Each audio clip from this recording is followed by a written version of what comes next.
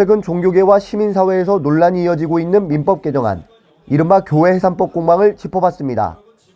발의 측은 반사회적 집단 규제를 위한 법안이라고 설명하지만 교계 일각은 종교의 자유를 위축시킬 수 있다고 우려하는 목소리입니다. 최혁진 의원이 대표 발의한 이 법안은 기존의 공익을 행하는 행위라는 모호했던 비영리법인 설립 허가 취소 사유를 선거운동에 조직적이고 반복적으로 개입한 경우 등으로 구체화하고 적발돼 해산될 경우 남은 재산은 모두 국고로 귀속하도록 했습니다. 이 민법상 법인에 대한 규제는 비영리 법인에 대한 규제입니다. 대부분의 교회는 아시다시피 비법인 사단이기 때문에 이 법의 적용에 대상이 되지 않기 때문에 안심하셔도 되고요. 구체 조항을 만들어서 이런 경우에만 예외적으로 할 수 있다라고 해서 오히려 행정권이 재량을 마음대로 발휘하는 것을 막기 위한 것이기 때문에요. 하지만 법안 원문을 둘러싼 우려는 여전히 남아 있습니다. 교계 일각은 직접 적용 여부와 별개로 국가 개입의 문턱이 넓어질 수 있다고 보고 있습니다. 법안이 통과되면 결국 행정 권력이 교회를 통제하는 수단으로 확대될 수 있다는 우려도 있습니다.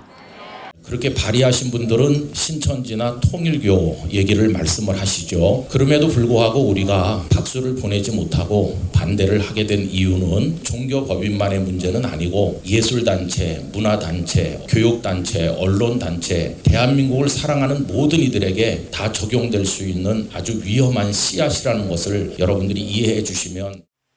그렇다면 법안의 실제 적용 범위는 어디까지일까? 법조계는 구호보다 조문을 봐야 한다고 말합니다.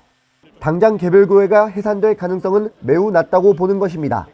대부분의 일반교회는 법인이 아닌 비법인 사당 형태라 개정안의 직접적인 적용 대상이 아니라는 설명입니다. 문제는 조문이 열어놓은 국가 개입의 범위를 어디까지 허용할 것인가 하는 쟁점입니다. 이 법이 그렇게 과장되게 마치 그 교회를 죽이려고 하는 법처럼 말하는 사람에 대해서는 사실 기본적인 법의 조건은 갖춰져 있어요. 다만 제가 몇 가지 걱정을 하는 거죠. 오남용되는 경우가 있는데 꼭 일반법을 이렇게 고쳐야 되는 거냐. 차라리 좀 특별법을 통해서 조금 디테일하게 해서 그렇게 하자는 게 제 취지거든요. 결국 이번 논쟁의 핵심은 당장의 교회 해산 여부만이 아닙니다. 교회 해산법이라는 구호만으로는 법안의 실제 구조를 모두 설명하기 어렵지만 그렇다고 우려를 단순한 과장으로만 돌리기도 어렵습니다.